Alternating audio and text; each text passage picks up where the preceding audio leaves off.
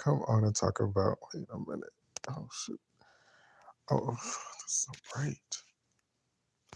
I wanted to talk about Beyonce's "I Am Yours," an intimate performance from at the Win in Las Vegas, and I just wanted to give like a little review because everybody's always on Twitter. They're always talking about what is the most underrated song by her, and it dawned on me that this entire like performance, the album is very everything is very underrated because I don't feel like anybody talks about it a lot. I feel like it's definitely underrated. It was never underrated to me because I played this out. I had the CD. It was a double disc. It might have been a triple disc actually. It might, no, it might have been a double disc. I don't remember. Does it say on here? Um, One had the audio and one had the video with a little behind the scenes, which I'm so glad that somebody uploaded that shit to YouTube because I definitely don't have that anymore. I lost it like a decade ago, and I really need to find a way to repurchase that because it was like a special. It's really a special moment. Um, Homegirl had less than a week to really put together this oh, this show in Las Vegas, where she wanted it to be. At the time, Las Vegas wasn't Las Vegas as we know it now, but she had the opportunity to do this intimate show like 4 nights, and in between shows, in between the American leg, I think it was like the first American leg of the I Am tour, and going over to the Oceania leg, I believe that's what it's called, where she was starting in Japan. Um, she had like it's about like 2 weeks in between, and she wanted to do like a stripped down version where she was like, I don't know if it's not going to be Cirque du Soleil a la Celine Dion. We need to do something completely different and strip it down. And she ended up going through all these different thoughts and processes, and ended up doing like, let me just tell my story. Let's do like one half of like the music and the songwriting, and then the next half, let me just tell my story, which was it was a really great idea, and it was very simple. You know how she loves simple. But let me give you some facts right quick. So, it sold 2 million albums. I mean, yeah, 2 million CDs or albums, whatever. This thing sold 2 million. And then it played on BET, and that garnered 5 million viewers. And let me just quickly talk about the set list because the set list is very important because clearly, she didn't have a whole lot of time.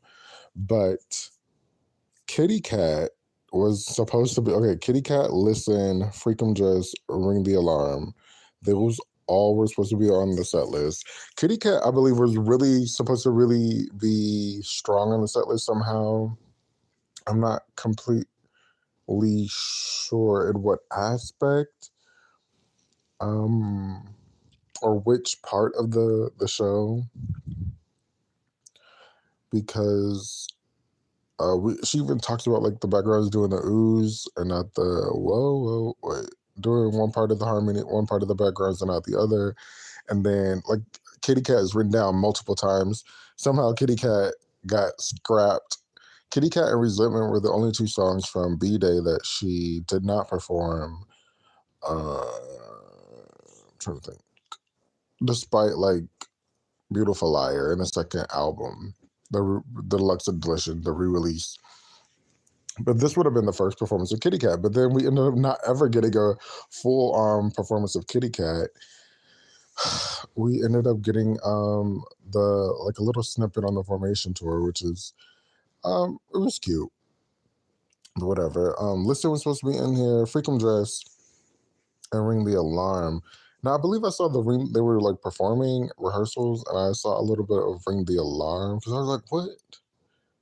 Upgrade You also. I didn't write that down. Upgrade You was supposed to be on here too. Upgrade You I kind of could see, but I'm glad she just kept it simple with Gimme Bodied for like the B-Day era, because she went through the different eras at the on the second part. But let's talk about the first part. Also, the beautiful ones. From my recollection, the beautiful ones did not get clearance to be. She did Scared of Lonely. No, she did That's Why You're Beautiful / The Beautiful Ones, and we ended up not getting the beautiful ones until Glastonbury. So everything is like a professional version of it, because somehow somebody recorded her singing the beautiful ones, and that was on YouTube a long time ago. But YouTube has changed a whole lot. Um, so we start off with Hello. She's up in the ceiling, up in the rafters, and she's walking down and greeting the audience, singing Hello. Hello is definitely, it was a perfect, like, song. Corny in a way, but it was a perfect song to start the situation, this set list. Um, it's become slightly, I don't know, I feel like a lot of these songs she just kind of not did anymore, but it's become, maybe they just don't fit I guess they just don't fit the occasion of certain toys or whatever. I did not mean to y'all like that. Um, Hello. I don't want to say it's underrated, but it kind of is underrated, or like a rarity. There's a word that I'm missing. I'm forgetting. But anyways, then we go into Halo, and then this whole like this is her like unplugged, stripped down version where you can add stuff or take away stuff. And it's interesting how I just realized today, like she just flipped the I Am Tour version of Halo, with the ending having like this acoustic dramatic ending of reprising the chorus, uh and she just flipped it, which was like, I didn't even realize that till today, and it was just genius. I think I played Halo a lot. That version of Halo is really, really great. I think these are like the elite versions in a sense of certain songs. um the song was also, this version of Halo, Horse and All, which I actually love this fact. It was nominated for Best Pop Vocal or something at the Grammys, which she didn't win, but for it to be nominated is very, very incredible. Also, this whole like situation, yeah, because it was 4 nights, and it said it was taped the last night. So she was hoarse and tired. She was not sick. I saw somebody say she was sick. She wasn't sick. She was hoarse and tired, um, through this entire 4 performances. And then we get Irreplaceable, where she's just stripped down, able to like talk to the audience. It seemed fun. She was like having fun. You could definitely see that she was definitely in the moment and definitely having fun, like a lot of fun being present with each song, like giving the storyteller vibe. And one thing I did not know was Divinity and BB, which were her guitar players at the time, they were the music directors of this, which I found very interesting. Side note, let me talk about Frank Gatson before I continue. Frank Gatson and Beyonce. It's like every time you turn around, you're looking at a different argument that they have, or something. It was, I don't understand it. I'm not saying, I think Frank stopped working with them, with her, after, I want to say, the Miss Carter show. Yeah, because he did the Beyonce album. He was on choreography there. After the Miss Carter show, maybe did he do the On the Run tour? I don't know, but I feel like, am I even live? Oh, shit. Okay, yeah, I'm live. Frank and B really went at it a lot, which is like, it was fascinating, and Frank is very dramatic, and he just kept, what we kept seeing was him bucking against or questioning her why does this have to happen? Why do you want it like that? Why do you want it like this? And I feel like this show, he was seeing it as a different way than she was. And I think maybe that's why he was just questioning, giving questions a lot.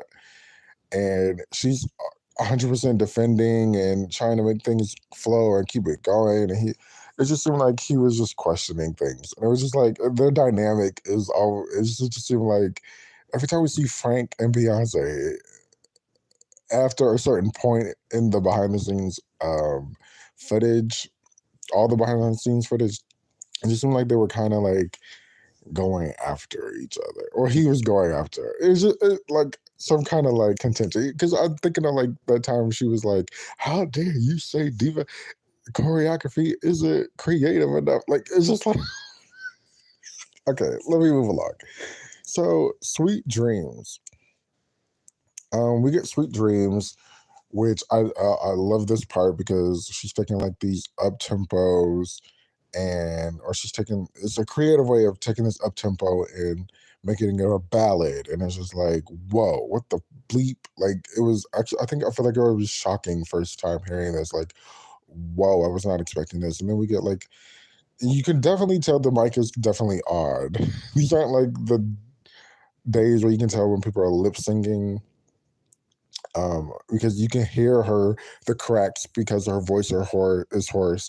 You can hear the little cracks. You can hear the little squeaks that she does on like If I Were a Boy. Like these different like elements that is just very. And it just makes it more real. What does that say? Oh, it's acoustic. Okay, then we get into Dangerously in Love. I remember this past summer, I was at a drag show, which I was in New Orleans. It was not the best. And I didn't know any of these songs. And finally, somebody did Dangerously in Love. And I was like, finally. And then they did, I think it was a little bit inspired by the tour that had been going on, the Renaissance tour that had been going on already.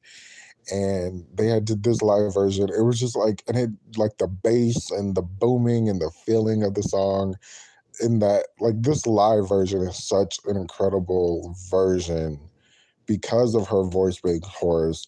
She's taking these different peaks and valleys through the song with like these different runs and different notes. It's really incredible. I wrote down as like the best. Then we get into the Sweet Love, and is that what the song is called? Marnita Baker. Yeah, Sweet Love. Um, it's like this medley of Sweet Love, Sweet Dreams, Dangerously in Love, and Sweet Love, which she had done on the I Am tour. But the tour version, she stopped doing that song and like start. I think the first couple of yeah. It was like the first show or like the first couple of shows she did Dangerously in Love, and then she didn't do it anymore. The Dangerously in Love, Sweet Love version. That's what it was. Um,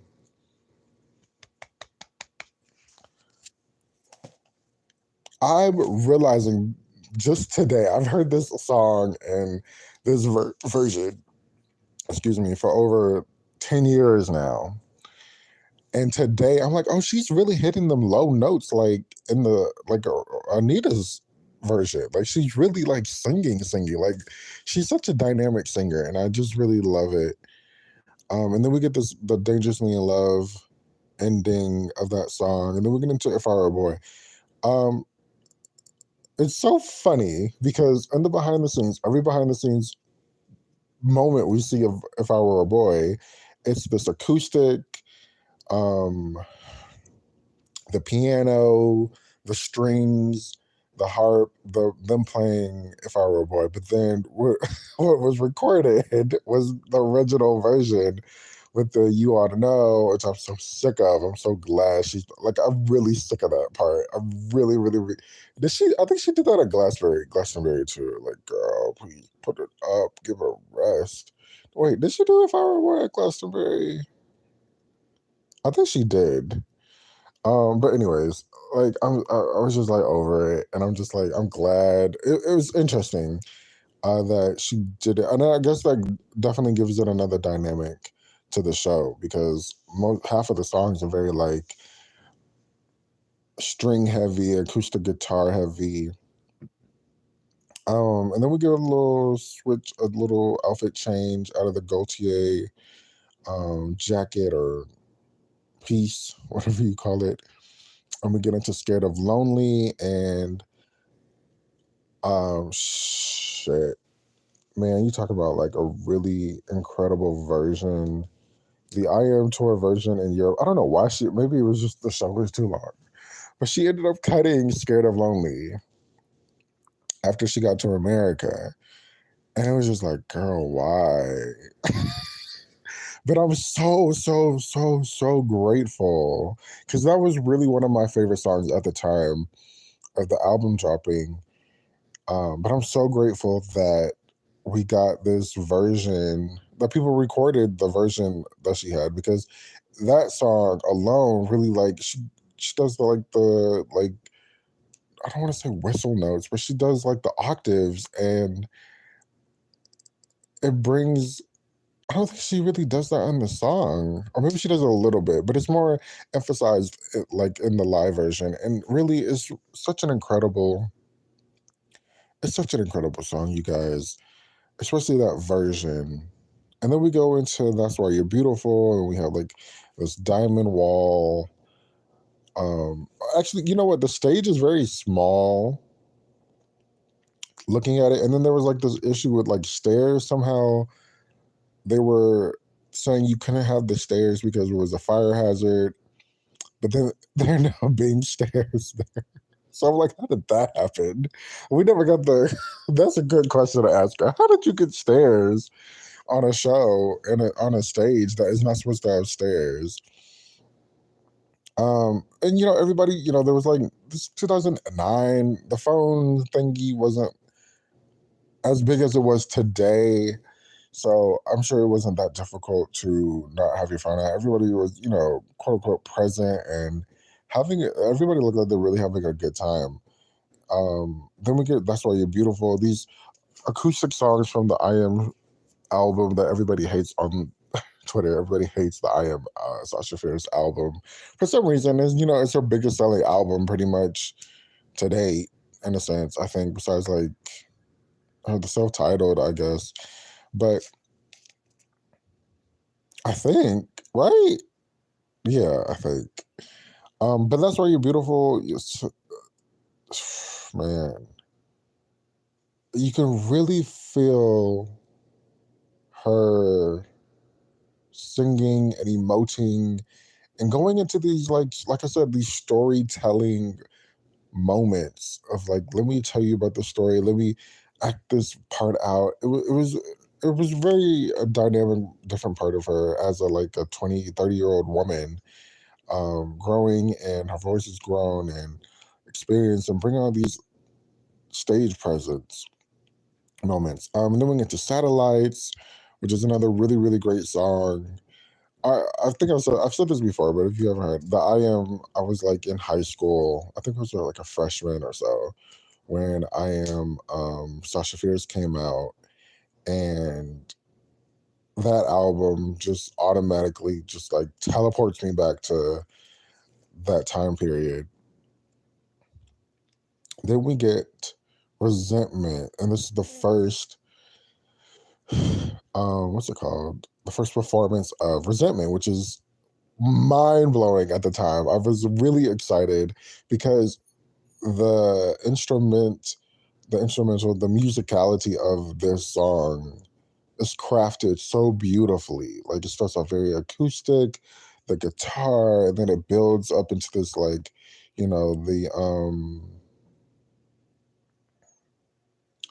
similar to Sweet Dreams. It builds up to these what are the what's the word? Like not orchestra.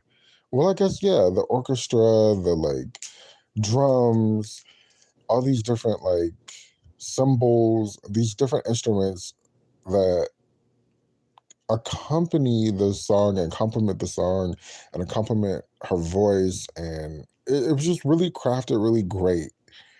I'm so glad we got that.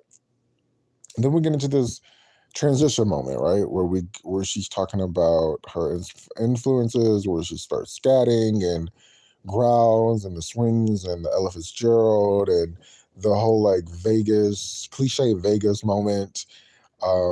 And she does like this ba-da-ba, the little bootylicious scat that they do at the bridge of bootylicious. Because I was like, what song is that? Let me like focus and figure out what song that is. And I was like, oh, okay, it's bootylicious.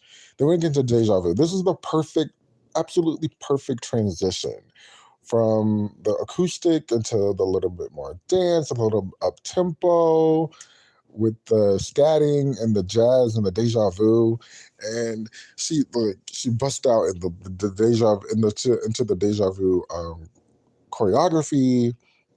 I think she just like growled like Ella Fitzgerald, and like it's just like this perfect moment. And then she's like dancing and having so much fun dancing to deja vu, and you're like, girl, how did you not sing deja vu for about 20 years? Like, I just don't understand. It's very funny. Then we get into the second part of the show where she's tap dancing. I mean, the tap dancers come on and it's a little interlude. And then we get into the more up tempo part, which I feel like the first part is incredible, right? But the second part is really, really, really exciting. And it brings a little old, it brings a little new. And it shows really a little bit more dynamic, the dynamic side of her. We get the "I Want to Be Where You Are," which after this I'm gonna go listen to. I don't remember what she did it for, but it was like during the era that she did "I Want to Be Where You Are," and she had the afros. It was like the 4th of July or something. I don't know. I'm gonna go watch it because that second verse, she really kills it. And I think I love a lot of her music. The second verse is like my favorite part. The second verse, we get into the bridge. Like that's my favorite part of her music, which is so funny and weird. But anyways, we get into "I Want to Be Where You Are," and so she tells a story about, her dad stopping the music and being dropped and signed and dropped, and then finally they go out and we get the "No No No." Where is the song?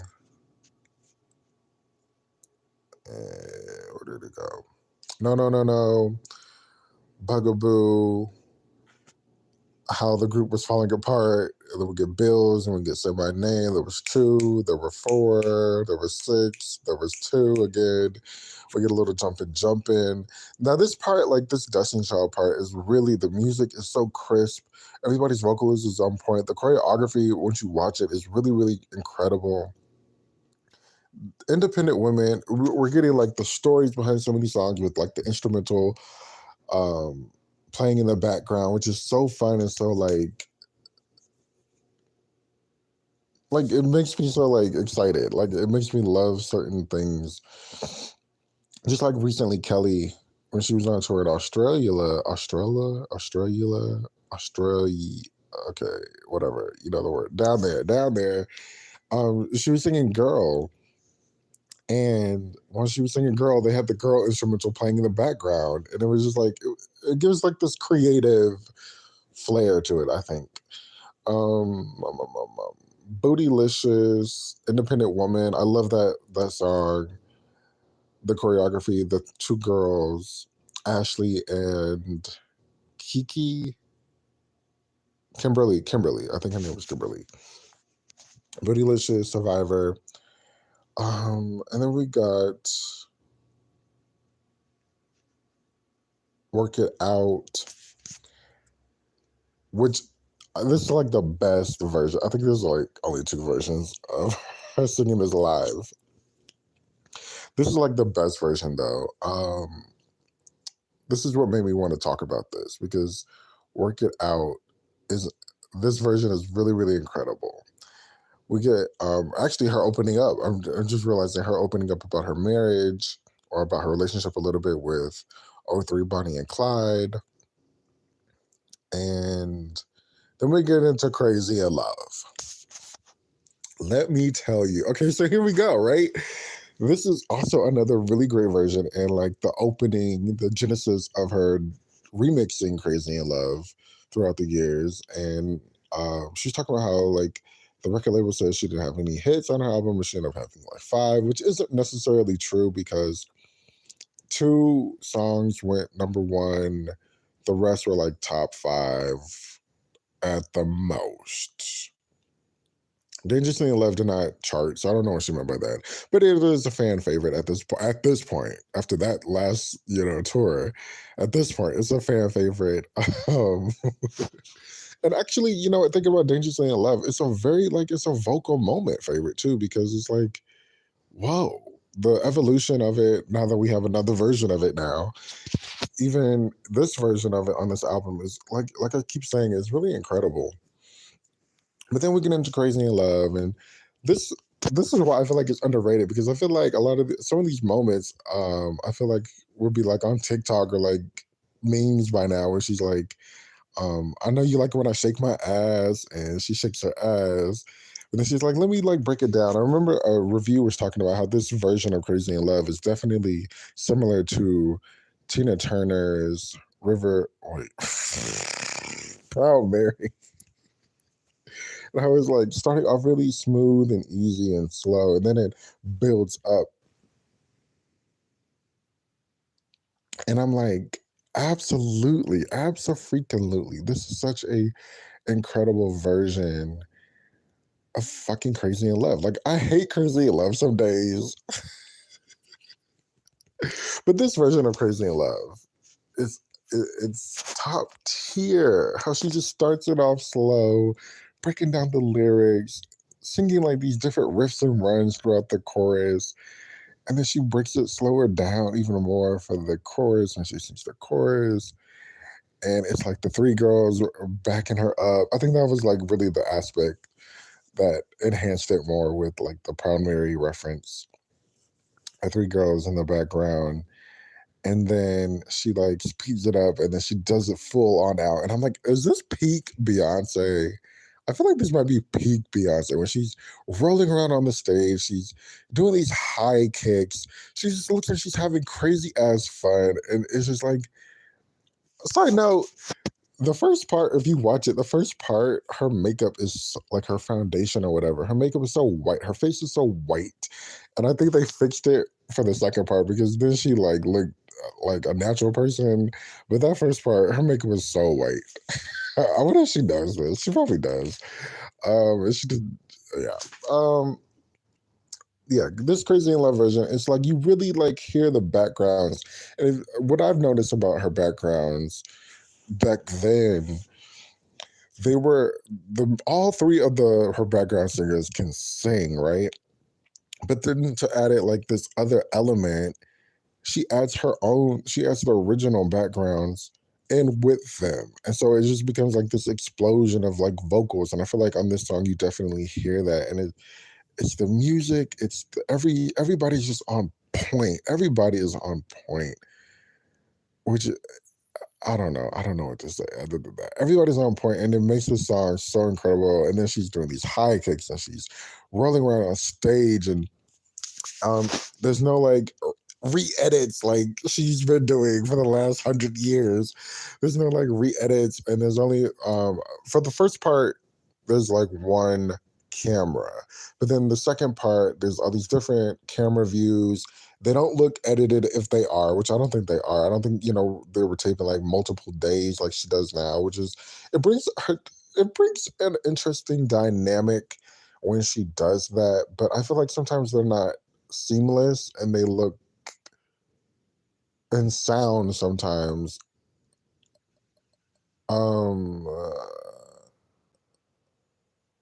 I don't want to say forced, but they look and sound crazy. Like it looks crazy sometimes. And she really started that with the I Am show, the I Am tour. And I was just like, girl, can we give that a rest? Can we just do like, just put out 2 shows? Like, I'll buy every show. Like, if you put out 50 shows, girl, I'll buy every show. But anyway, that's how much I adore and appreciate her. But anyway, let me move along. um, but yeah, like the second part, there's different camera angles, and it's all like seamless. That's what the word is, seamless. Then we get into Naughty Girl. I don't know how this lady has performed Naughty Girl. Let me think about. No, not the Miss Carter show, but the I Am tour and the Formation tour version of Naughty Girls, I think are pretty much elite to me. No, the Formation tour version of Naughty Girl is elite, but this version, it's just like she's doing like these back bends and these like acrobatic and Olympic winning medalist moves while singing in this high ass song in this high falsetto-y key. And it's just like, how is she? And it's live. Like, I know it's live. I know for a fact it's live. But I'm just like, I don't understand how she's doing it. But I appreciate it. What's next? Get Me Body. Now, I'm glad, like I said, I'm glad she simpled it out and just did Get Me Body, because Get Me Body is really, low-key, is really a classic. Like, I hate Get Me Body. When she was doing it on the tour, on this Renaissance tour, I was like, okay, whatever. But I'm like, Give Me Body, let me get into Give Me Body, because Give Me Body is really a good show, a good time. Specifically this one. The choreography, the lighting made this song so new. I forgot they even did this. It was basically like a silhouette show. You can see all the dancers around. You can see the silhouette of them. But then if you remember that Sweet Dreams lighting that she had for the Sweet Dreams Single Ladies MTV Awards, that's put into this. You can see them dancing. You get the energy, and it just makes it more fun. And then slowly, as the song comes to an end, it's kind of like the light is a little more bit. Wait, it's not dimmed. It's undimmed. What's the opposite of dim? The light comes up a little bit. You can see a little bit more of them dancing, and then I think they like incorporated different the different part. I Give Me Body has a lot of choreography. I think they just incorporated the different choreography and other parts that they haven't used into this particular performance. It's incredible. It's really like award winning, I think, to like how they just like revamped this song. She's just sitting there singing, dancing, um, with a light show, a little light show. I really thoroughly was like shocked when I rewatched this. Really incredible. Then we get into the Single Ladies, but my favorite part about this Single Ladies part is the intro. It's by elements by Electric Feel by MGMT. I've never heard of them. It has to be some kind of like connection, not like something that Divinity or BB brought in, because I don't know. But I'm just like, yeah. It's like this 2-minute intro. I used to use it all the time when I would make YouTube videos. But I really love that. And then, we get into the classic Single Ladies. Yeah, I think that's all I have to say. I think this was such a great, crazy, when you think about it, a crazy put together, not in a bad way, a crazy performance that was brought together in like a week span with the off-white candles. I'm glad they scrapped the candles. First of all, there's too many candles. And then she's talking about the color of the candles. And like, okay, I'm glad they scrapped the candles. But yeah. And I was just like, she's doing all this while she's a newlywed. She's on tour, like all this learning newer choreography, because some of these songs don't even have choreography. I mean, some of these songs she's never performed before. Some of these songs are not on the tour. And then it's like a different version of some of these songs. It's like a lot. But I'm glad that she loves doing what she does, because it's crazy. But I give this a plus. This is such a rarity thing. I feel like nobody's talking about, and it's so funny because on Twitter, I've been talking about this on Twitter for a couple of days now, and all of a sudden on Twitter, I see somebody posted talking about Alicia. During Naughty Girl, she gives the mic out. It's like this authentic, slightly not authentic moment where she's talking to Alicia, which I feel like she's been eyeing all night with the cameras on Alicia all night in a way. And she comes up and she sings and B makes this joke and it's funny. It's a really cute moment. But but yeah, I appreciate this so much. This is such a gem. And oh, that's the other thing. Because I was like, how is she singing while her voice is hoarse? I always remember her being hoarse on this. And then we go back to the Renaissance film where she's talking about how she was being trained to basically sing through anything, hoarse, sickness, sinus infections, as we know. And so it's just like pain. It's just like, wow, this lady, she's really incredible. Thank you so much for listening. This is the Dare Show podcast. If you didn't know, you can find me on Instagram at Mylovemyneedtonight. Leave a comment. Tell me what's your favorite part about this show. What are your favorite songs? Did you go to this show? I don't ever remember. Like, I don't think I was tuned in to like live shows at this time. I was just so grateful that and so surprised that this happened and we got this. And it's really fascinating that Kitty Cat was really supposed to be on the set list, but somehow it got scrapped. Freakum Dress 2, Ring the Alarm. I don't think Ring the Alarm would have fit in. Freakum Dress a little bit, Listen, and maybe like a cut down version of Listen. And then all these songs that she didn't sing. The only song she has not sung from this album is Disappear. She sung every song except for Disappear, which is fascinating. What did Disappear ever do to you?